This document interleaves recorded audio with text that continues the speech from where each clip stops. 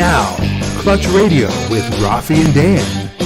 Here's Dan Rosenberg and Raffi Manassian. Dun, dun, dun, dun, dun. The song's just not long enough. It needs to be longer. Yes, I know. Good morning. Welcome to Saturday. What is it? June 13th. It's 10 a.m. on the West Coast, 1 p.m. on the East. And if you're listening to the podcast, I don't know what time it is right now. Really, wherever you are, check your watch. Wherever you are, it's sometime in the world. Yes, wherever you are, there you are. So each and every week we come here, we talk about buying, selling, trading, leasing, credit, whatever you want to talk about. We can talk about repairs. We can talk about collecting. We can talk about anything at all that you want to talk about in the car world. All you have to do is post your question in the comment section, whether you're watching on Twitter. You can just just tweet back, I guess, basically. YouTube, there's a little comment section, or Facebook. It is on the Clutch Radio page. It's also on my personal page, Dan Rosenberg 3. And no, there's not a Dan Rosenberg 1 or 2. There might be, but 3 is my lucky number. So that's why I chose 3. I wasn't stuck with 3, but somebody else did have Dan Rosenberg. So I've gone with 3 on all of them. We have a first good morning from Jake. So Jake, good morning to you, sir. And this is live. I know Jake sometimes messages in while the show is in replay. This one is live. So a couple of things today. I get a question, probably the most common question I get that people want to know about buying and selling cars is, when is the best time to buy a car? And I know we've gone over this slightly here and there, but I think today is the day that we finally break down the biggest secret in the car business. Here we go. Everybody sitting down for this one? Yeah, this is a biggie. This is the one that when we did the show originally in Los Angeles for Felix Chevrolet, they were our sponsor, and they're like, okay, you can't give away all the secrets. Like, you can't tell them everything. This might have been one of those secrets. There you go. Yeah. Holdback was really the one they didn't want us to talk about, but nonetheless. So I used to joke. Someone would say, when's the best time to buy a car? I'd say, Thursday, 4:30 p.m. And they'd go, why? I go, I don't know, because it really doesn't matter. Because it sounds good. It sounds good. And that's, the best time to buy a car, honestly, it's the best time to buy anything, when you're ready to buy it and when the seller's ready to sell it.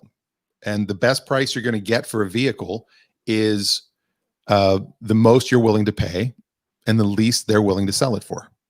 That's typical sales, right? Yep, that's it. But if I had to name an exact perfect day, and a lot of people say, the end of the month, always buy the end of the month. They got to hit their goals. The problem with that is if they've already hit their goals and you don't know. If a sales guy needs, if the sales guy, of course, is not really the be all to end all, it's the dealership.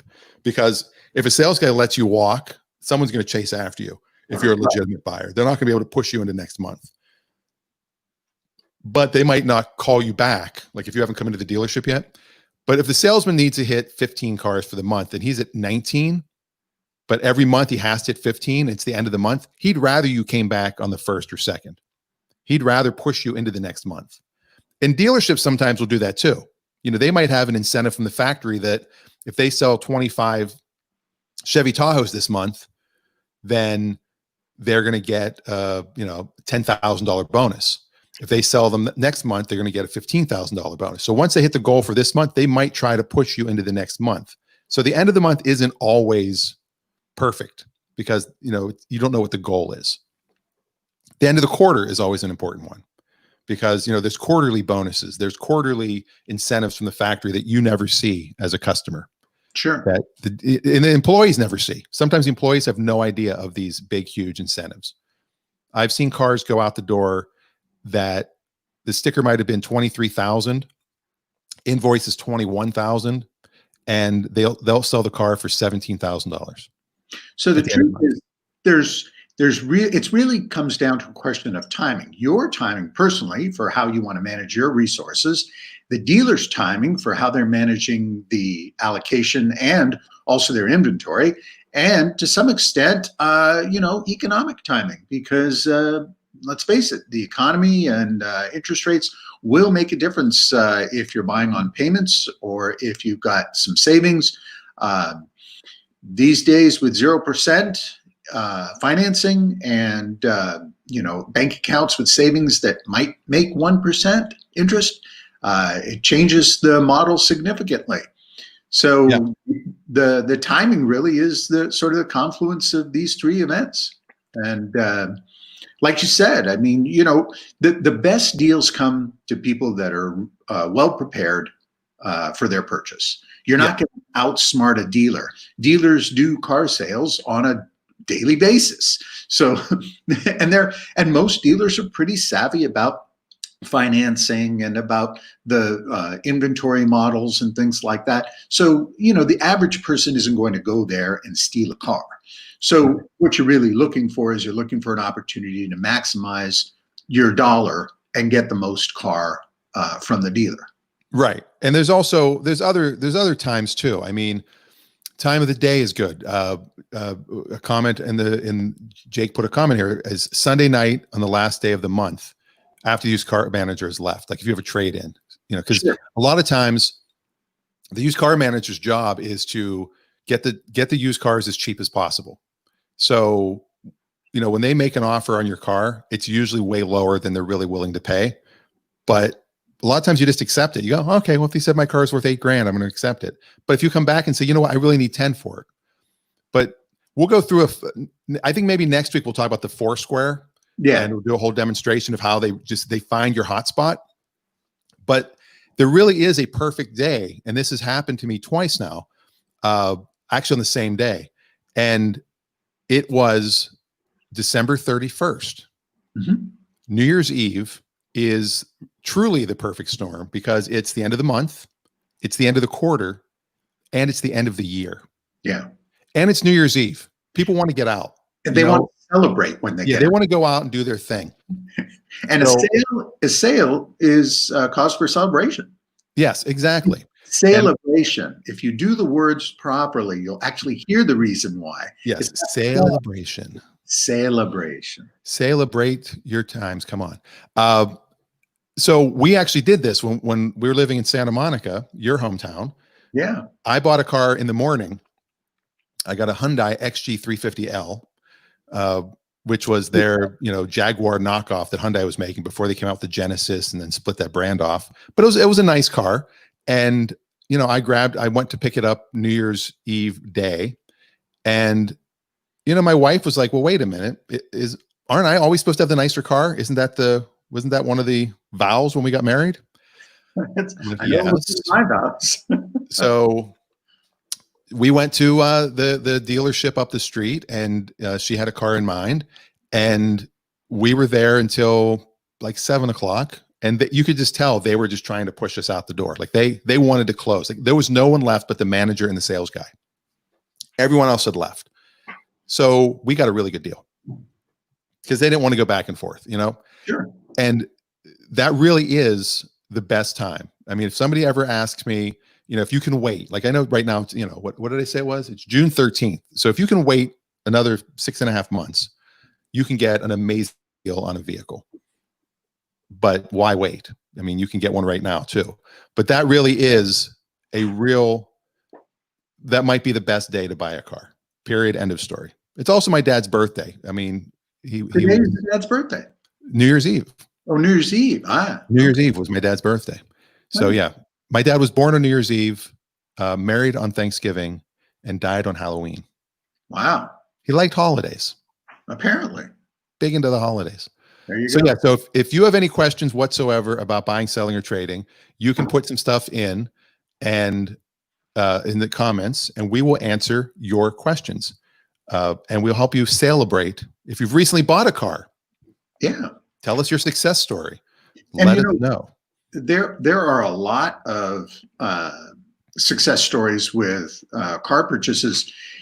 We don't hear about them typically because what we do hear is people complaining about what happened when they went to a dealer and they spent all this time and they didn't get the car they wanted and they were there for 2 hours and, but there's always, and there must be celebration type opportunities coming out of the car. I got a fantastic deal. I love the car. I got the color I wanted. I got everything I wanted. And look how fantastic the car is. Yeah. And you look at, if you look at complaint boards, people love to complain on things, and people use that as a threat now. They'll go to a dealership and be like, hey, if you don't give me the price I want, I'm going to go and put a bad review on Google and Yelp and all these other places. Sure. And dealers live and die by those. I mean, they really do. But they're not just going to bet. I mean, that's the wrong attitude, I think. And if you look at, I forget what the saying is, but it's something like, if somebody's upset, they'll tell 10 people, and those 10 people will share that story. So in essence, you end up telling about 200 people about a bad story. But if somebody has a great experience, they'll tell 1 or 2 people. Like, they don't really go out. It's not fun to tell good stuff. And that's kind of the problem with news in general. People like the bad news for some reason. They like the drama. So if you had a good experience buying or selling a car, share that with us today or anytime. You can email me directly, dan@danrosenberg.com. And we would love to share some good, happy stories of the car transaction that you had. Now, I have something here. It's not really a stump Rafi. I mean, it sort of is, but I don't have the answer. I think I have the answer, but I'm not sure. But I have a physical item I brought today. Okay. So I'm looking closely now. I'm gonna bring it up here. Oh. Now you may know exactly what this is. I'm kind of sure what it is. That is a Dodge Ram hood ornament, and it's for the heavy duty Ram truck, and it goes right in the center of the hood, so that right over the grill is where the Ram's horn appears. Right. Ram is the brand for Dodge trucks, built Dodge Tough, the Tough Ram. And they, Dodge has built some amazing trucks for 70, 80 years. But this item, though, is really old. Yeah, it probably goes on, let me see it again. I mean, there's some numbers in it that might help, but. Turn it upside down. Can I see the casting? Inside the casting section? Okay, so it's probably, looks like early 60s. Ooh, sorry. I bought it in Santa Barbara at an antique store. It was my first. I wanted to start collecting like relics of some sort. Yeah. And I said, "Do you have anything automotive?" And the guy had a couple old magazines, and then he goes, "Oh wait," and he like pulls this out of the back, and it had a tag on it, $195. Wow. And I ended up getting it for $100. Okay. And he said it's from the 40s. And I found a couple online that were in horrible condition, but I can't identify the exact year. It's possible it's from the 40s.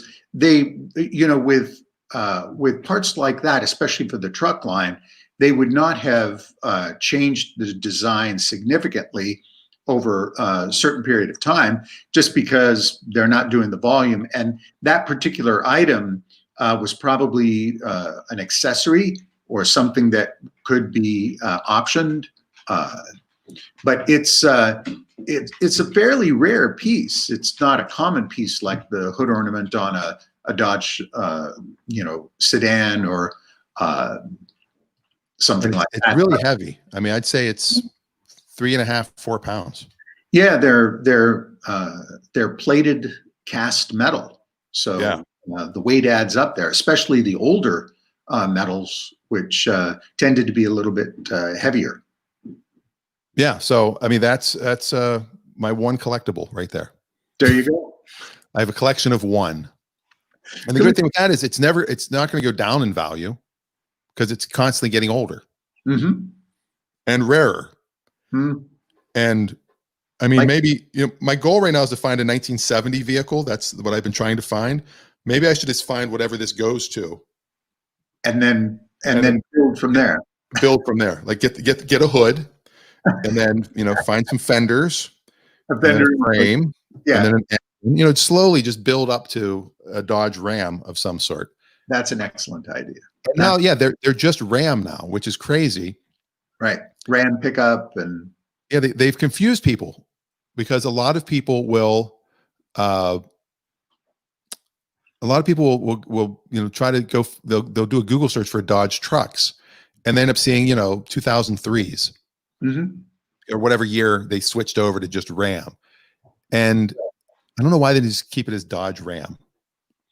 That's good because they're sold at Dodge dealerships. It's not like you can just go to a Ram only dealership. Well, and it's because they're trying to differentiate the truck from the regular sedan product. The Dodge Charger and Challenger, they're part of the Dodge brand, but the brand identity now is hinged more on Charger and Challenger as separate brand identifications, almost like what's happening with Mustang. Mustang has become a separate brand from Ford, and Corvette is a separate division from Chevrolet.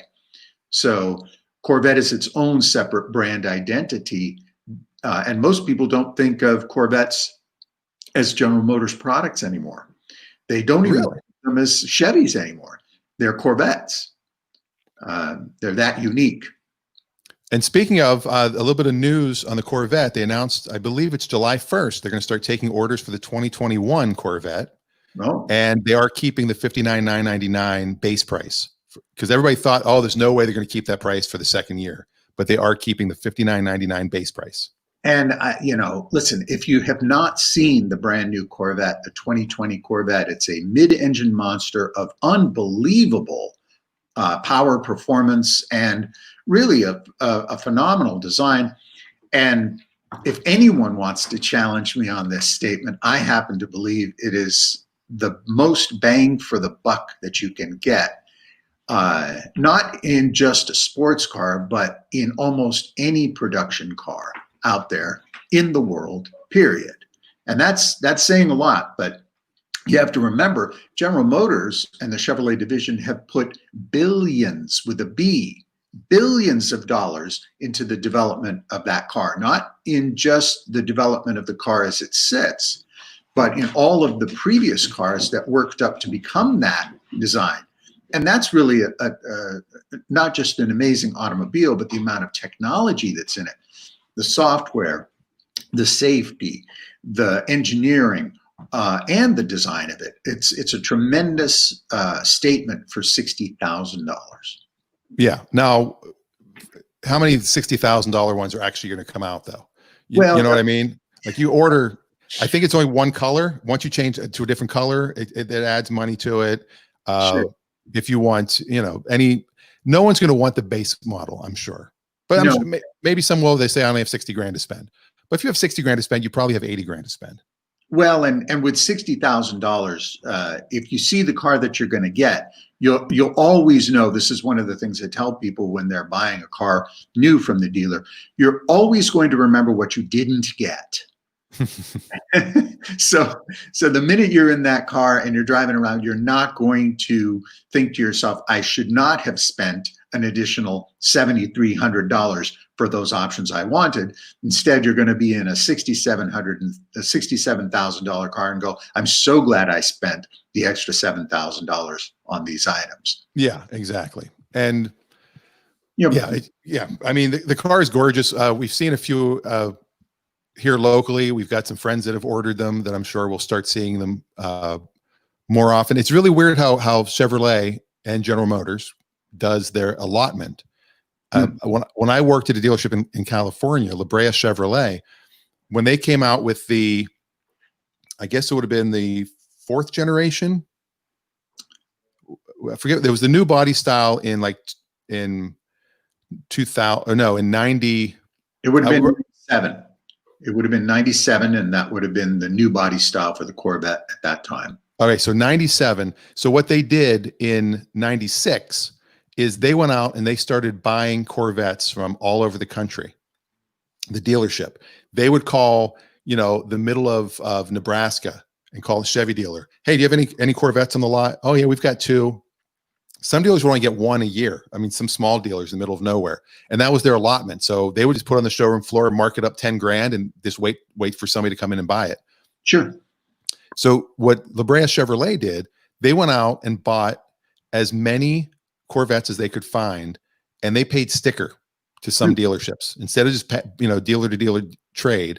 They would say, okay, we'll pay sticker, and they'd ship it in, and then they'd sell it, and sometimes at a loss. But what that did was, to get the new body style, it was based on how many you sold the previous year. So they made their allotment where they might have only got 30 for the whole year. They had like 150. They got like some crazy allotment. And so they were a dealer that had all of them. And they had a crazy, they were marked up $10,000, $15,000. People would come in and pay it, no question asked. People wanted, certain colors. Too bad, this is what we have. Because dealers would not dealer trade them. It was insane. And I'm wondering for the allotment now, because I know some guys are buying them from like, like New Hampshire or, just all over the countries where local guys are calling to buy their car. Sure. Because the local Chevy dealers have already hit their allotment of how many they can order for the year. So it's an insane way that they allocate them. Well, and one of the challenges, of course, with high performance cars is that people who want them immediately. So they're willing to pay a little bit more in order to get them. So there's a significant dealer premium. Ferrari, for example, years ago, you could just literally go into a Ferrari showroom and sit down open your checkbook and buy the car right there. They didn't care who you were. And you wrote a check, you bought the car, and you waited to get delivery. And then the car arrives and you have one of none in the area, and you don't put any miles on it, and you sell it. And it got to the point where people were putting money down on a contract and selling the contract in the newspaper, putting an ad in the newspaper just to sell the contract and making 20, 25 grand. Well, dealerships got tired of this. Ferrari got tired of it because some people were adding $1 million premium on some of their cars. And so now to get any new Ferrari, you have to be on the Ferrari list and you have to follow the rules. And if you buy the car and try to resell the car, no more on the list. You're gone. Wow. And wow. Yeah. So people that are on that list, they get special treatment, and they know not to abuse that. And that's how you're able to get a LaFerrari, for example. I think they only made 400 of them, and they're I think they were dealer costs. They were I don't know. They were enormous amount of money. Let's call it $2 million. And to get it, it was a privilege to get it. And so immediately, all of them were sold immediately. And then dealers that had their allocations started to sell them, and they would, of course, offer them with a premium dollar amount on top of that. They're now $3.5–4 million cars if you can find one. Right. So, yeah, that's not happening with a Camry. There's no Camry that you're going to have to get on a list and wait for. No. I got the special Corolla X package. I was on the list for 8 minutes. I had to go to the restroom. When I came out, I had the car. It was amazing. Yeah, it is. And a lot of it too is false hype. I love when dealers do that. Sure. When, they'll mark up a car. And I think next week we'll really deep dive into pricing strategies and the Foursquare. I think that's a good long-term conversation to have. So next week, tune in for that. But the biggest one is when they add dealer markup. And they'll call it like a local market adjustment, and they'll just put $3 grand above sticker just for the local market adjustment. And I had a sales manager once. Somebody said, "What's that for?" He goes, "Oh, that's just profit." It's just profit. And it's true. That's all it really is. It's profit. And I've heard a lot of different things. You go to look at a car and it has the dealer markup, and it's literally written on the window sticker. And you said, well, what is it for? And I've heard everything from these were limited in allocation and we only get 2. So to offset that, the other one I've heard is there are only 6 in this entire city. So there's demand for them. That's why we're on the markup. My favorite was that's to cover internal dealer marketing cost. Internal was dealer really marketing cost. interesting. Internal, Yeah. not external. I mean, the one I loved was a dealer was using this excuse. We have the lowest markup of any dealer in the area. Like, you can't go 250 miles and find this car marked up for less than we've marked it up for. Right. You know, and the MSRP is manufacturer suggested retail price. We can sell this for whatever we want to. It's suggested. Right. Yeah. And I'm sure there's laws involved with, you know, the manufacturer cannot enforce. Although, have you bought a grill lately? Meaning a barbecue? A barbecue grill, yeah. No, last one I bought was a couple years ago. I'm blanking on the name of the brand, but the most popular brand. Okay. What, do you know what's the most popular brand of grill? It's the one I have. I don't know why I'm blanking on it, but they price fix. You could go to the local independent hardware store, and you could go to the Home Depot or the Lowe's. They're the exact same price. You cannot find them for a different price. Is it a Viking grill? No, not Viking. It's the Weber. Thank you. Chris just commented Weber grill. It is a Weber grill. Kind of like Apple computers. They do the same thing. You buy an Apple anywhere, they're the same price. You might get $5 off, or you might get a free bag, or you might get, a 1 month subscription to something they'll throw in. But essentially they lock the price in. And if you want to sell, that's the price you have to sell it. Car dealers really don't do that. Car manufacturers. Saturn tried that, of course, when they were one price cars. Yeah. But that didn't work, obviously. A lot of things in dealer allocation and dealer marketing, and Tesla has changed a lot of that with their dealer structure and the way they sell cars. It's a strange and very, very difficult model to move because it's so embedded in our culture, not unlike real estate. I mean, when you think about the real estate market and how realtors work and the percentages that they make on sale and how those percentages are divided up inside a real estate agency, it's very, very complex and significantly embedded. And even though it's a lot of companies do it in a similar way, there's all sorts of tiny little details for how it's managed inside each individual dealership as well. Yeah. And yeah, some dealers pay a much bigger commission to their salespeople. Some play a flat, every car is the same amount, no matter how much it sells for. And if you don't know that, for a salesperson though to say, I'm getting nothing, whether you buy or sell this car, doesn't matter to me. That's usually false.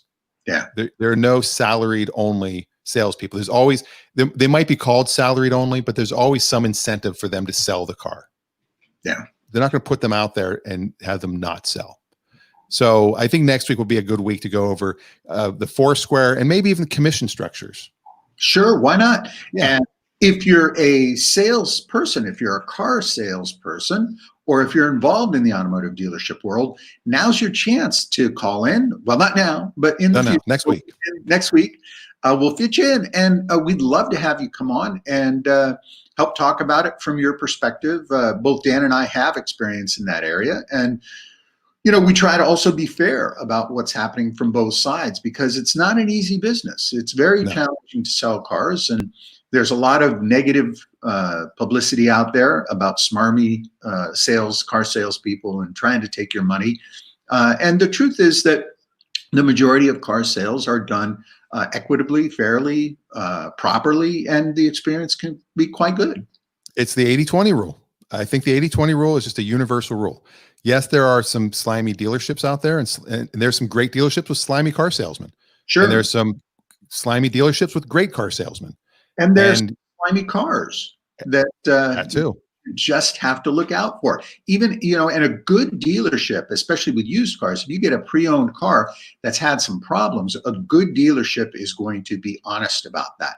They're going to look at it. And a lot of people say, is it good to buy a used car from a dealership?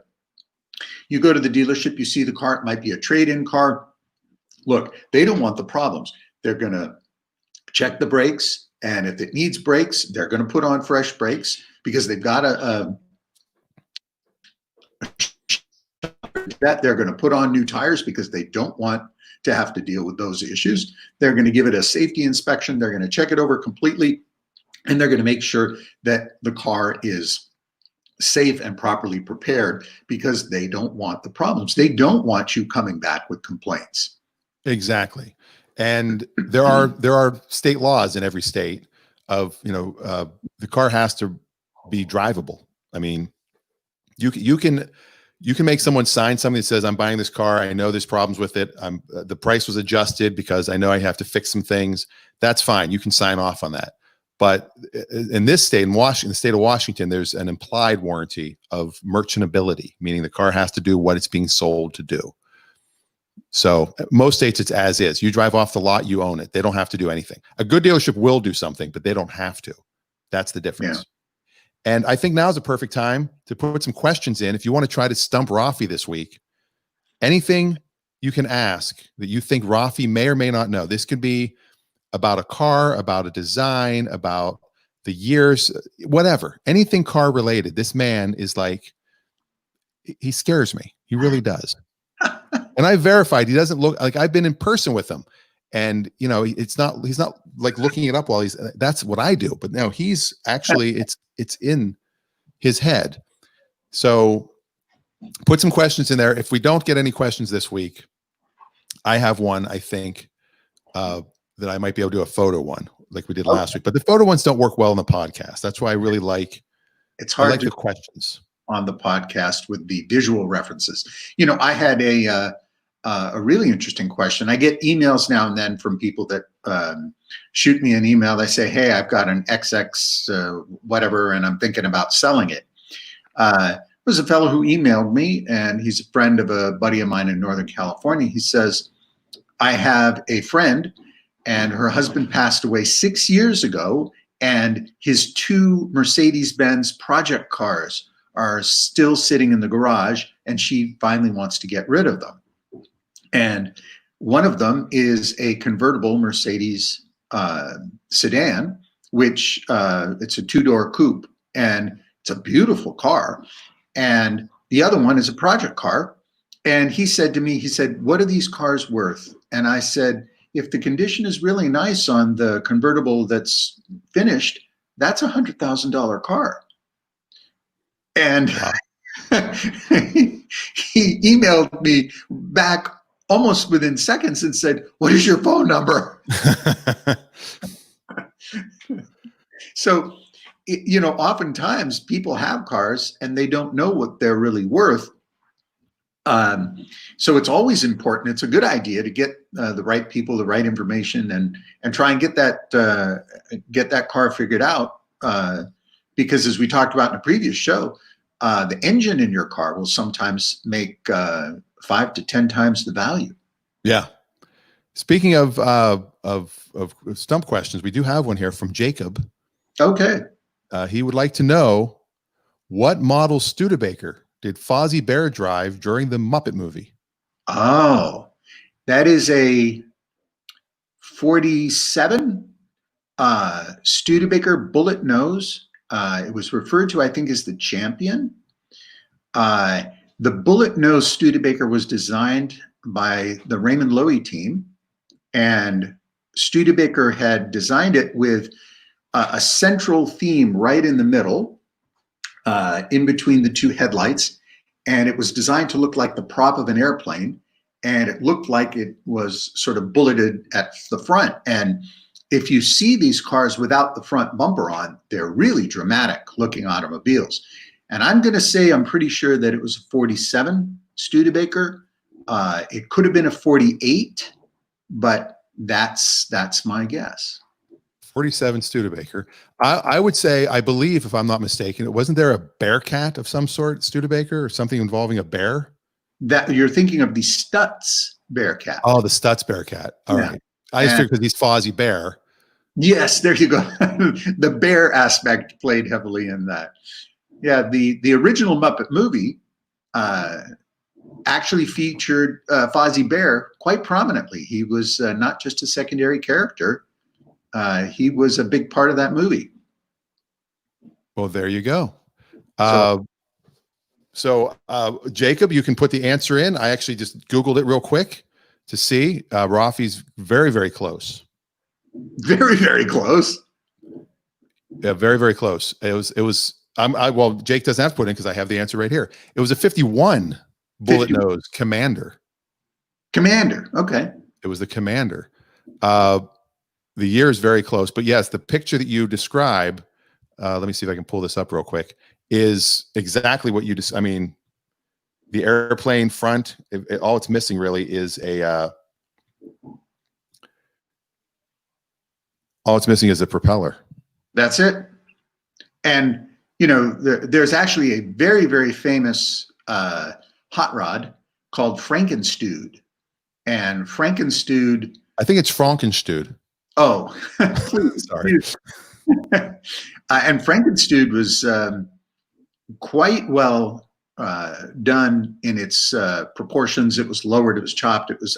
I think it might have even been channeled. But if you Google Frankenstand, you'll see the history, the visual history of the car. I believe Frankenstand was a Larry Erickson design, but it was a famous hot rod. Actually, a custom. They referred to those as lead sleds or customs. Hot rods are a little bit different distinction, but in the general category of hot rod. And two seminal cars in that category. One is Frankenstand. The other is Cadzilla. And is it purple? Yeah, Frankenstand is purple. Yeah, this is. I'll pull up a real quick picture of that. And since we're talking old school, I think we should after I get this picture up real quick, I think we should probably get ready to go Raffi old school. Let's go old school. Is this the right? Let me make sure I've got the right. That's there it is. Dude. So you can see that's a highly modified car, but really, really dramatic front end with, look at the front overhang between the headlight and the front axle line. You know, that car is just looking like it's leaping forward. Yeah. Look at the way the window line, the side glass, how it leans forward toward the car. It just, you know, really, really very, very effectively done custom work on the body. You know, I'm going to say something weird is that the side glass over here, like the roof line, it looks like the Buick Riata. You know, there are a lot of contemporary designs that pick up from hot rod themes. And there's a lot of interplay and exchange in that way. If you look at not as much of Harley Earl designs from General Motors, but certainly Bill Mitchell designs in the General Motors era, there's a lot of interplay between the custom and hot rod car scene from the 50s and into the 60s. I mean, you look at a Riviera, for example. Yeah. Just a beautifully designed car for that period. It almost looks like a custom car just in stock trim. Yeah. So let's go old school. Let's go old school. Yeah, it's funny how Jake brought up the Studebaker because Studebaker was going to be my old school call. Oh, so look at that. Yeah, and a lot of people don't realize when you say Studebaker how important that car company was to American automobile manufacturing. Studebaker was, up until their demise in 1965, early 66. By 1967, they were no longer making cars. 65, Studebakers ended production in Canada. And by then, they were powered by General Motors engines. But before their demise, they were actually, believe it or not, the oldest wheeled transport automobile in the United States and probably even in history, because they manufactured the Conestoga wagons that crossed the United States and settled people in the plains and into the West Coast. So Studebaker built Conestoga wagons, and then started automobile production. And in the 20s and 30s, they built some of the most beautiful, prestigious automobiles, many of which are still available today as collectors have preserved them. But it's after the war where Studebaker really takes off with some interesting and dynamic automobiles, including the bullet nose Studebaker, which Fozzie Bear favored, the 53 Loewy Coupe, which was a beautifully designed automobile, very low to the ground, very, very European in its design. Is that what it's called, Loewy? Low to the ground? And actually, the Loewy Studios are credited with the design, but Bob Bork and Holden Kodo did the design work for the Loewy Coupe. And of course, after that, Brooks Stevens did the modifications that would become the Studebaker Hawk. The Studebaker Lark, which was offered in 1960, was one of the first economy cars or value cars, which could be purchased in 2- or 4-door form. And by the mid-60s, in 1963, they offered the very innovative Studebaker Avanti. And the Avanti was a supercharged, you could buy them with a supercharged engine. They came factory stock with front disc brakes, which was very, very advanced for the time. Yeah.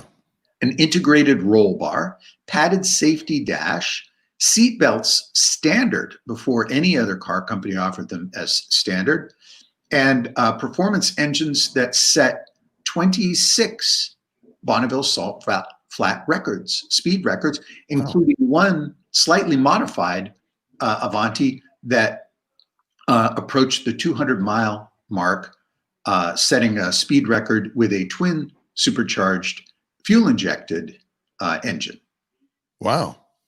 So Studebaker. Now, what was their, like, has anybody ever tried to launch them or buy the rights to the name or the name bring back Studebaker? Yeah, the name is now Studebaker. So what happened was during their eventual demise, they merged with Packard. So Studebaker and Packard were trying to work together to save the company. And one of the things that they did that was very innovative was they took on the Mercedes-Benz franchise to the United States. So they were. Oh, you broke up a second. Oh, Raffi has frozen. Raffi has frozen, ladies and gentlemen. Right as he was telling us about the Mercedes dealership being brought over. The internet. We have to love the internet. We'll give him a second. And I'm not sure what happened there, but Raffi has bounced off his internet for a second. So we'll see if it comes back. Hopefully he comes back. If you want to send any questions during the week, you can email me directly, dan@danrosenberg.com. dan@danrosenberg.com. Oh, we've got another Raffi. How did that happen? Wow. There's two of me. I know, this is crazy. I'll get rid of one of you. Okay. I gotta make which one's the real Raffi? Wait, I've got to look for this. I've got to look for the sweat drop coming down the side. That's how you can always tell in movies if it's a, I don't know, it's a real person or a digital one. There we go. All right. I don't know what happened there. All right. Well, you froze. You were saying that Studebaker and Packard brought Mercedes dealerships. Yeah, they bought Mercedes and they brought them in so you could buy a Mercedes-Benz from a Studebaker dealer. It was one of their methods or tactics to try and increase their market share. It didn't work, unfortunately, because if it had, I think it might have, in fact, saved the company. But Studebaker went out of business and Packard as well. Both companies went out of business. But that's what happened during that period. We in the 50s, we lost Kaiser, automobile manufacturer, Fraser, automobile manufacturing, and Nash, of course, was gone. They all got absorbed into American Motors, Hudson. Some of these great American names that built fantastic automobiles just got lost to the changing times, and it's still happening. You know, we're going to continue to see consolidation in the automobile industry.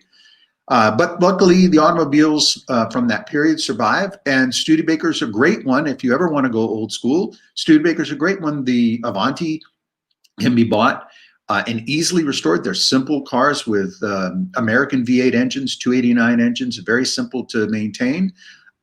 You can get a nice Avanti for $20,000 to $25,000. You can get a great looking Studebaker Hawk for $15,000, and you can get the thrifty Lark for anywhere between $6,000 and $10,000. And they're a lot of fun, very simple, very easy to use, and great ones to go old school. Perfect. Well, with old school, next thing we always do right after old school is How much is gas where you live? prices. Right. And let's find the best gas prices in the USA. Where, Raffi, would you guess this week? I'm going Mississippi this week. Mississippi 3 times in a row. Yes, you're correct. They have been right 3 times in a row. Mississippi $1.73.5. $1.73. Yes, Wow. they have gone up by a Okay. penny since last week, but they're still down from a year ago, $2.30. Wow. But there is demand growth because people are back on the roads. People are traveling more by car right now instead of flying. Yep. So you know people that are doing small little trips are being able to do that. The most expensive, as always, Hawaii, California, Washington, Oregon, Sure. Nevada. You know, We're right. with gas prices, I think I want to say it was about 3 weeks ago, maybe 2 weeks ago. I filled up locally here for $1.90 a gallon, and it's now $2.40 a gallon. Yeah. So yeah, a month ago, the average in the state, I've got a barking dog here now. The average in the state was 245, and now it's 263. But a year ago, it's 344. So we're still 80 cents below. I don't know why my dog is going crazy. She wants to be on the show, apparently. it's upset about rising fuel prices. Must be the price of gas. Now Dan's gone to mute, and while Dan's on mute and tending to his barking dog, Sorry. oh, about is that. he back? No, I'm going to get my dog. Hold on a second. Well, you can see while Dan's on mute taking care of his dog, I'm in a construction site here downstairs. I've been modifying my design studio, and that's where I do a lot of work on model cars and scale model cars. And you can see over there in the corner there, there's one of the concept designs that I've made a model of, but it's really kind of a messy construction site right now. Well, we look forward to seeing the entire thing. And next week, another thing I'd like to talk about is model cars. So we talked about that a little bit in our weekly Cars and Coffee chat with our group. And that's actually a huge collector item as well, is, the small die cast. Oh yeah. A lot of people, because they're cheap to buy. They have low maintenance costs and insurance costs, and they're much easier to store. They are. You can stack them easier. Real quick before we get out of here, because it is about that time already. The biggest, we always talk about like the 0% deals. Right. Some new ones came out for June. A lot of the companies have dropped the 84 month down to 72 months. So it's still a pretty good deal. But the Nissan Titan right now is the only 84 monther. Nissan right now, they're doing the Titan and the Frontier at 84 months, 0%. But the Titan, which is the bigger truck, that if you buy a 19, you get $1,000 plus 84 months at 0%. There's a lot of savings. Oh, and from Ray, we just got a quick Stump Rafi and Dan question. And since I didn't get a chance to play this, we'll go ahead. And now it's time to Stump Rafi. Ray, if you want to post that question, put it in there. If not, we're going to we'll take it on. We're going to take it on to next week's show. And it's past the stumping moment, so I got to psych myself up again. I got to get ready. I got to get in the zone. I know, because you were already we've already kind of stumped you a little bit, but not really. Mm. The Fozzie Bear thing, I mean, off by a couple of years, but you know. I missed the year, but to be fair, they made that car for several years, and it's very, very difficult to distinguish the early or the late 40s from early 50s model. Right, because some brands you can tell like every year you can see a 55 Chevy, you know, it's 55, 56, 57, but then they started getting to the point where, especially in the 80s, you have no idea. No, it's much harder to tell. The 58 Chevy Impala is very unique. It's I think a 1 year only design, because the 59 ended up with those very unusual bat wings in the rear, and they were so that when they delivered that car brand new, it was it's over 70 miles an hour. He's jumping. You're frozen again, Raffi. We'll find out what happens. But across the board, what drops? All right, here's the question that Ray has for us. And Raffi, I don't know if you can hear us right now because you're frozen once again. So maybe he'll pop back in. But across the board, what will drop a Tundra, Silverado, Titan F-150, all the trucks value terribly, other than high miles or salvage title? Other than high miles, there he is again. I don't know what's happening, honestly. That is crazy. And you look, each time you come back, your picture and sound are much better. Oh, really? Maybe it improves each time. It's my dog. Look at the color difference between the two Raffis. When I can't see the second Raffi, only you can. It's gone now. So here's a question Ray has. Across the board, what drops a Tundra, Silverado, Titan, the full-size trucks? What drops their value terribly? What will make them drop in value, excluding damage, high miles, or salvage title? What would make them drop in value? Wow. That's a really good question. So excluding those aspects. Yeah, that is a good question. I would think, I mean, I would go two-wheel drive versus four-wheel drive, but that's not going to drop the value of a particular car, a particular truck. If it starts two-wheel drive or four-wheel drive, it has an established value. I think Ray is talking about what ownership conditions might drop its value over time. And the answer, I believe, is the miles that rig has towed something.